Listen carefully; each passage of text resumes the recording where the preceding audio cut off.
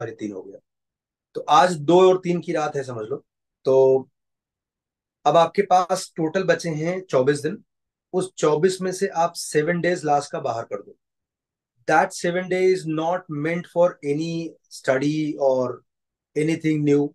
वो तुम्हारे किसी काम का नहीं है ऐसा समझ लो। उस 7 दिन को अपनी लाइफ से बाहर निकाल दो। अब बचे हैं तुम्हारे पास टोटल 17 डेज। इन 17 डेज, ये बहुत ज्यादा होते हैं, बहुत कम नहीं, बहुत ज्यादा है। एक तो तुम मेन से एडवांस में आए हो, और एडवांस के लिए एलिजिबल हो, और काफी अच्छा रनवे पहले से ही क्रॉस किया आपने। तो ये 17 डेज बहुत ज्यादा होता है। इसको कैसे मेमोरेबल बना सकते हैं, कैसे इसको प्रोडक्टिव बना सकते हैं? अ, इस 17 डेज को आप ना 3 इक्वल स्लॉट्स में डिवाइड करो। 6 6 डेज के, मतलब एक थोड़ा अलग अलग होगा, बट 6 6 6 डेज के डिवाइड करो। और पहले 6 डेज में आपको ये प्लान करना है कि कोई एक चैप्टर जो हमारे टीयर 1 वाले में आता था, जो बहुत इंपॉर्टेंट है। जितने चैप्टर्स तीनों सब्जेक्ट के उस टीयर 1 वाले में बिलोंग करते हैं, सबसे पहले अगर उनको पढ़ना हो तो पढ़ लो, प्रैक्टिस करना है तो प्रैक्टिस कर लो। मतलब इनको एकदम अलग रखो। ये 6 दिन you are giving to those 30 chapters, 10 from each subject, जिनके क्वेश्चंस हाई वेटेज वाले चैप्टर्स हैं, जिनके क्वेश्चंस आपने देखे हैं एग्जाम्स में लिखते समय, और आपसे ठीक ठाक गलतियां हो रही हैं, या आपको लगता है कि थोड़ा ब्लैकआउट दिख रहा है इसमें। मतलब ये सब टर्मिनोलॉजी बने नहीं तुम्हारे लिए, बट ठीक है, अगर तुम चिपकाना चाहो तो ये सारे चैप्टर इन 6 दिनों में आपको एकदम ठीक कर लेना चाहिए। इसके लिए आपको बाकी 6 दिन जो सेकेंड हाफ और थर्ड हाफ वाले आएंगे वो नहीं मिलने वाले। आपको जो भी कंस्ट्रक्शन करना है नए सिरे से करना है, धूम मचाना है उनमें, यही 6 दिन में कर लो। क्योंकि नेक्स्ट 6 डेज में मैं आपको ये करने नहीं दूंगा। तो आपके पास ये 6 दिन का काम बचा है यार। और दूसरा, जो लोग पीवाईक्यू लिख रहे हो अभी, जैसे जितने भी बैचेस में मैं पीवाईक्यू डिस्कस कर रहा हूँ, इंक्लूडिंग दोज हु आर 99.99 वाले भी, आई एम टेलिंग यू, हर एक पेपर में 3 4 वही क्वेश्चन, जिसमें आप मेरे साथ डिस्कशन करते समय फंबल मार रहे हो या फंस रहे हो, वो भी वही फंस रहे हैं। तो जो मैं आपको बोल रहा था ना कि पूरे 17 18 साल के पेपर में कुछ 100 150 क्वेश्चन ऐसे होंगे जो सभी के लिए उतनी ही मुसीबत है, और जेई पेपर बनाने वालों की लॉटरी है। ये उनको दिशा देते हैं कि भाई साहब सरकार किस डायरेक्शन में बन सकती है। तो आपको रिक्वेस्ट है कि जब भी पेपर डिस्कशन करते हो, घर पे जाकर के रजिस्टर में इन सभी क्वेश्चंस को ना मार्क कर दो। इन सभी क्वेश्चन को नाम, मतलब आपको कुछ ज्यादा मेहनत नहीं करना, खाली इनको लिख देना है कि ये इस ईयर के पेपर में इस टॉपिक के क्वेश्चंस हैं। तो why I am saying this, देखो, एग्जाम्स के 2 दिन पहले आपको क्या करना चाहिए, ये हर साल मेरे से क्वेश्चन पूछा जाता है। हर बच्चे अपने टीचर से पूछते होंगे कि 2 दिन बचा है, मुझे करना क्या चाहिए। तो अगर मैं उस 2 दिन बचे हुए टाइम में ये एक्सपेरिमेंट करूं कि शायद तुम ये कर लोगे तो अच्छा होगा, तो फिर मेरे एक्सपीरियंस और एक्सपर्टीज का कोई वैल्यू नहीं। इसलिए मैं आपको आज इसी समय हाईलाइट कर देता हूं फिर से। और ये बात जो मैं आज बता रहा हूं, ये 2 साल से बताता तो भी आप भूल जाते। अगले 15 20 दिनों में, प्रिसाइसली 17 डेज में जो करोगे, ये आपको हम आपके फाइनल एग्जाम्स के दिन 100% याद रहेगा। आपने 11th में क्या किया था, 12th के बिगिनिंग में क्या किया, 2 महीने पहले क्या किया ना, ये शायद अभी आपको याद नहीं रहेगा एग्जाम्स डे के दिन। हाँ, किसी के ताने वो याद रह सकते हैं। अभी आपका टारगेट ये होना चाहिए कि आप जो भी प्रिपरेशन कर रहे हो, इस चश्मे से करो कि एग्जाम्स के 2 दिन पहले मेरे इस क्वेश्चन का आंसर मुझे ढूंढना ना पड़े, या कोई बता दे तो मुझे उस पर भरोसा करना आ जाए। कुछ ऐसी व्यवस्था करके चलनी होगी। तो वो व्यवस्था यही है। गुरु, आपका मोटिवेशन ये बाजार में मिलने वाली कोई दवा नहीं है। ना ही किसी भी मोटिवेशनल स्पीकर के मुंह से निकला शब्द आपके लिए काम करने वाला है।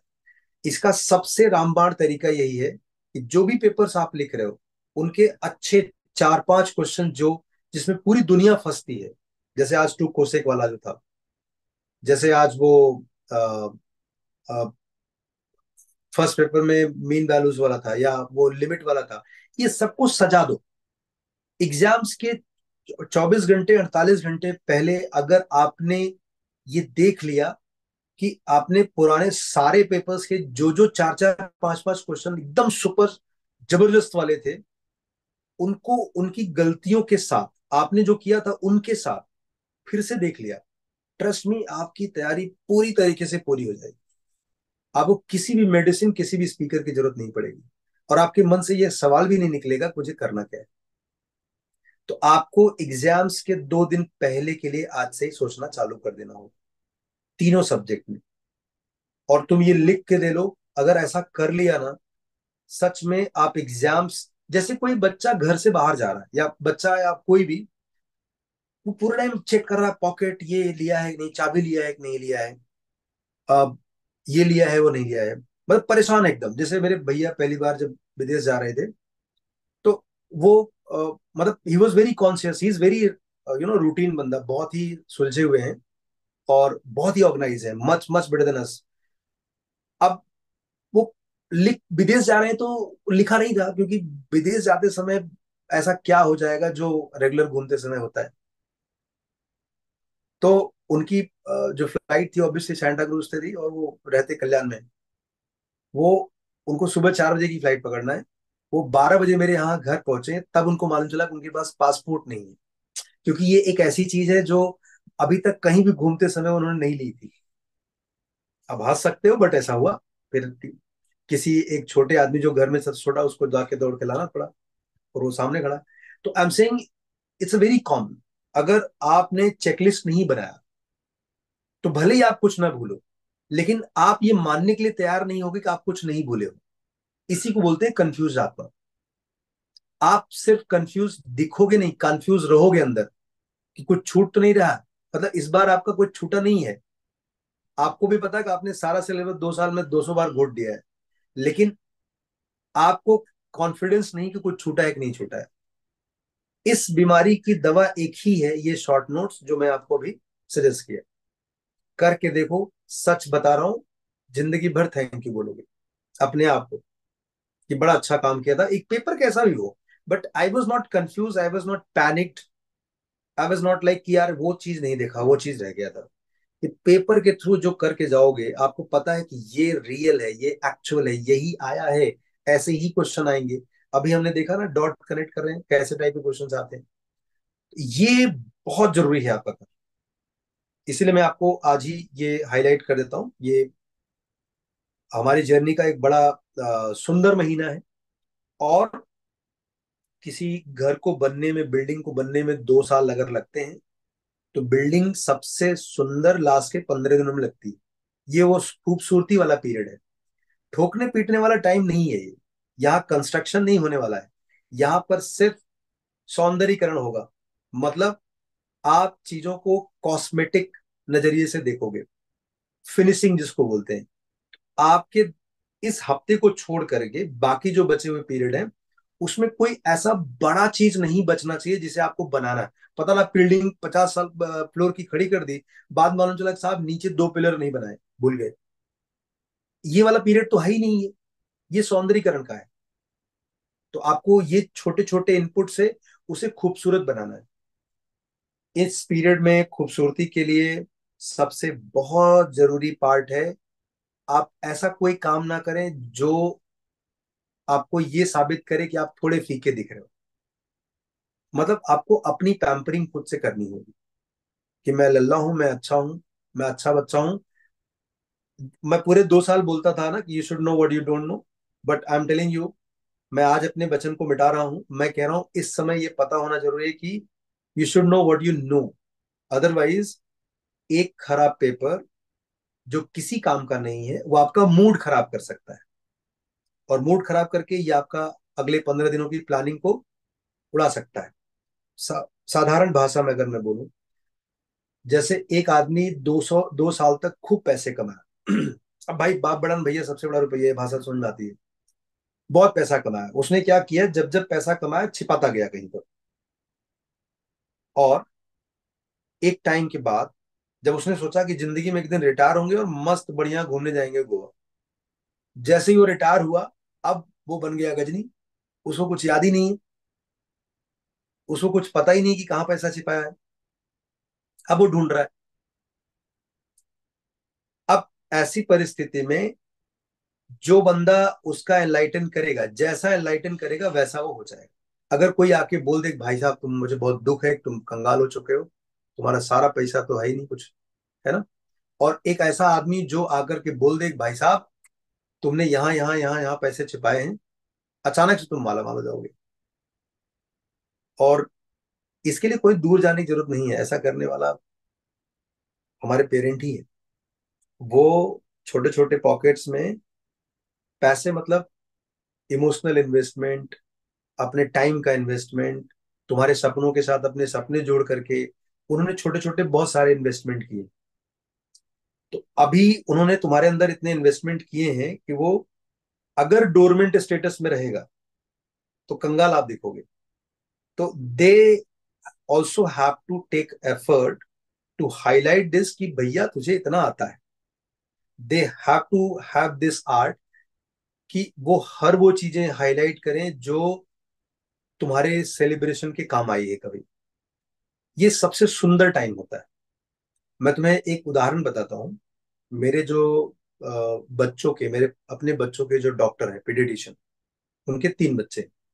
बाबू शायद तुम्हारे स्कूल कॉलेज से हैं, स्कूल से हैं, सिंघानिया से। और बड़ी बिटिया पढ़ने में बहुत अच्छी थी, टॉपर थी, डे 1 से टॉपर थी। और 3 बच्चे थे, तीनों में एक ही चीज कॉमन था, 2 चीज कॉमन था, 3 कॉमन था, सॉरी।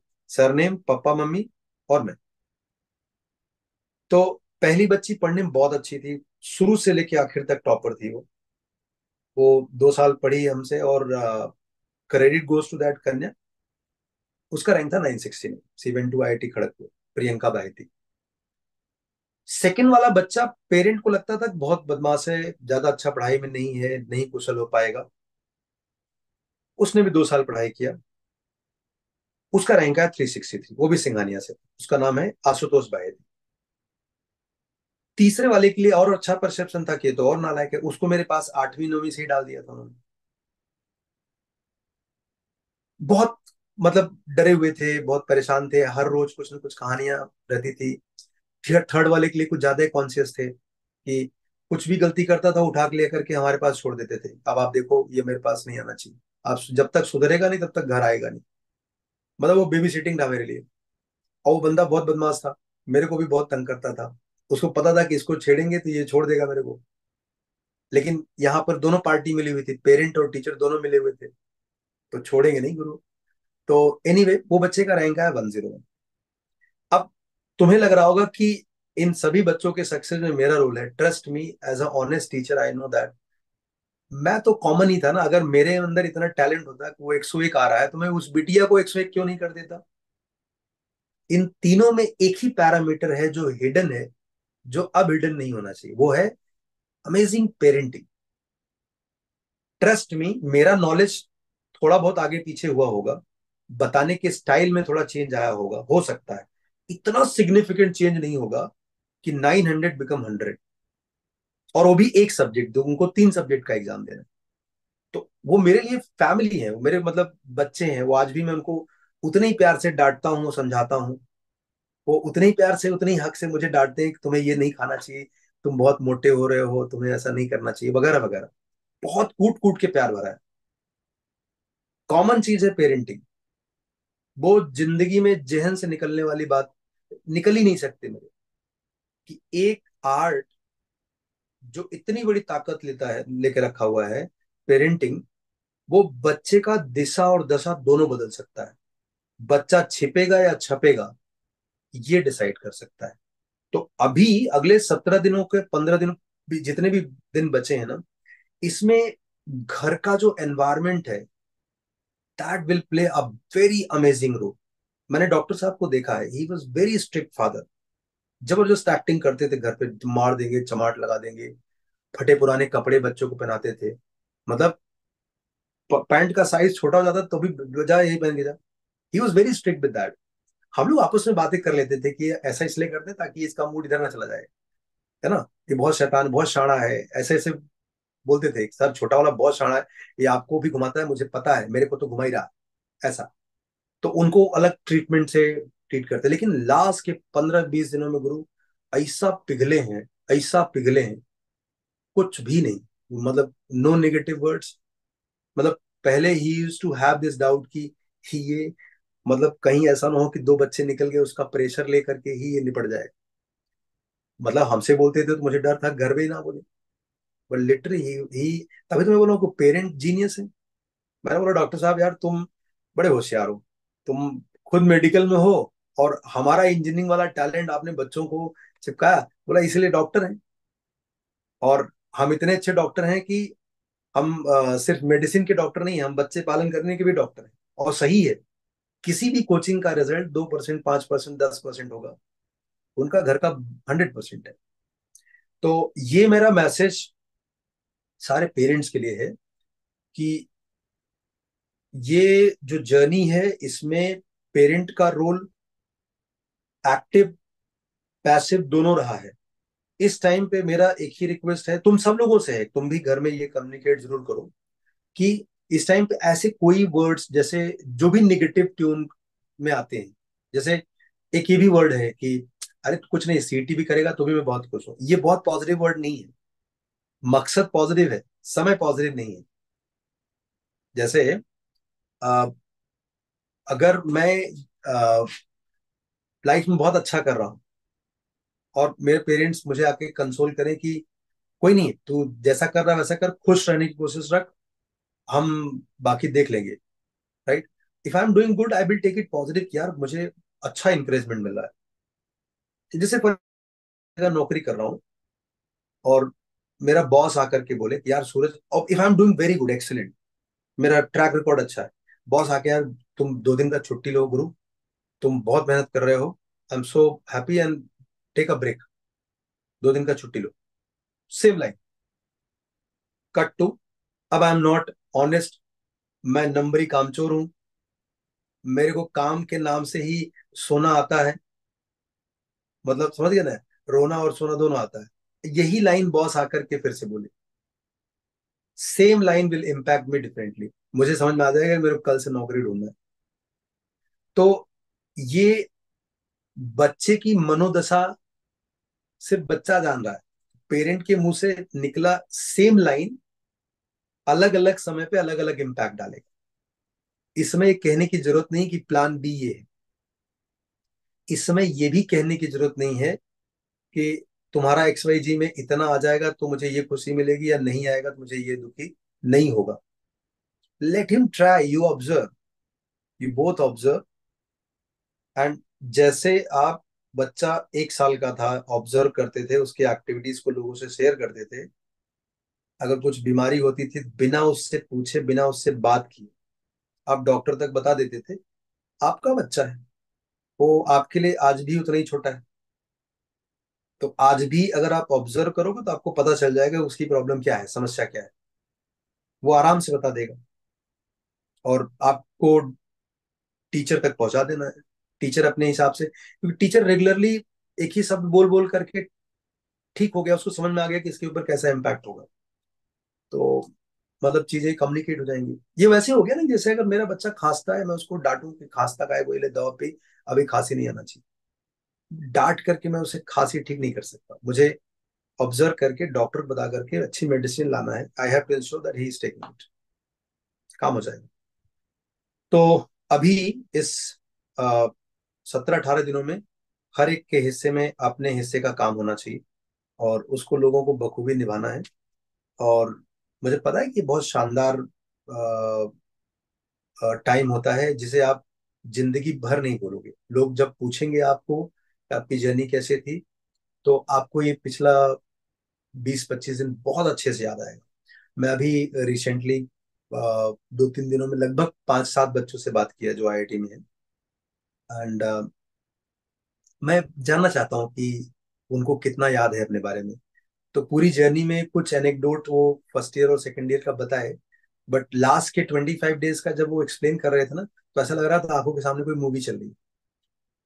मैं तो उनके साथ ही था ना, तो मैं तो जानता हूँ उनके बारे में, कितनी बातें होती थी, क्या क्या बातें होती थी, सब जानता हूँ। बट जब वो बता रहे थे तो मेरे लिए नॉस्टैल्जिक भी था, और अगर मैं बूढ़ा हो रहा हूँ उम्र के हिसाब से, भूल रहा हूँ, तो फिर से रिफ्रेश हो रहा था वो। यार ऐसे ही होता है 25 दिन। ये सिर्फ इन बच्चों का 25 दिन नहीं होगा, ये मेरा भी तो 25 दिन है। मुझे भी तो अगली बार फिर से याद करना है इसे। तो I am trying my best बड़ी, and I would say you should also try your best, make it memorable.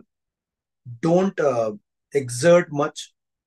आपको फिनिशिंग देना है, आपको ठोकना पीटना नहीं, तोड़ फोड़ नहीं करना है, आपको सुंदर बनाना है। ये टाइम सुंदर बनाने का है। ये टाइम में अ, ये वाला पोर्शन छोड़ देंगे या ये वाला पोर्शन छूट गया है, ये सोचने का और उसे रिकॉल करने का नहीं। ये वाले में ये सोचना है कि इसको और सुंदर कैसे बना सकते हैं। मुझे मान लीजिए स्ट्रेट लाइन का एक क्वेश्चन नहीं आया, तो इसका मतलब मेरा कोऑर्डिनेट खराब हो गया, ये एक कंक्लूजन है। दूसरा है सिर्फ ये नहीं आया ना, बाकी सब तो ठीक है, मैं इसको ठीक कर लेता हूँ। तो दोनों में आपके सोचने का अंदाज बदलेगा और काम करने का एक्शन भी बदल जाएगा। तो you have to make a small small changes. जो सक्सेसफुल होते हैं वो कुछ अलग नहीं करते, सेम सिलेबस पढ़ते हैं, बस उनके काम करने का तरीका अलग होता है। तो आपको बस ये तरीका सुंदर बनाना है। बगैर इसके हमारी तुम्हारी जमेगी नहीं अगले 25 दिनों में। और हमें तो जिंदगी भर जमाना है, तुम्हारी शादी में डांस भी तो करना है। तो I hope you guys understood. Please feel free to talk to me any time. You guys are my priority. और कभी भी आपको लगे कि आपका काम प्रोडक्टिव नहीं है, आपका टाइम प्रोडक्टिव नहीं है, तो आप मुझे बिल्कुल संपर्क करो बेझिझक। मतलब तुम्हारा फोन उठाने वाला पहला आदमी मैं ही होगा। और थोड़ा सा लिस्ट अप रखो कि जैसे कल क्या करना चाहते हो ना, रात में पहले प्लान कर लो, तो थोड़ा प्रोडक्टिविटी बेहतर होगी, डिसअपॉइंटमेंट कम होगा कि आपने कल ये प्लान किया था, इतना फिजिबल था, इतना हो गया। सडनली सुबह उठ करके आपको रश नहीं करना होगा कि यार क्या करना है। ठीक है। तो please follow this and just think about last 2 days, कि आपको लास्ट 2 डेज में वो कितने शॉर्ट और क्रिस्पी नोट्स चाहिए होंगे जो आपका मौसम बदल देंगे।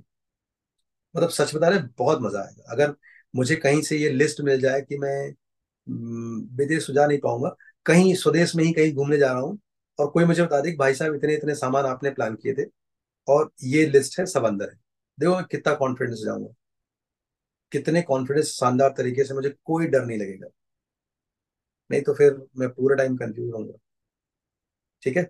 चलो, wish you all the best and इस 25 दिनों पर अगर किताब लिखनी होगी तो बेस्ट सेलर होनी चाहिए वो, ऐसा बनाओ।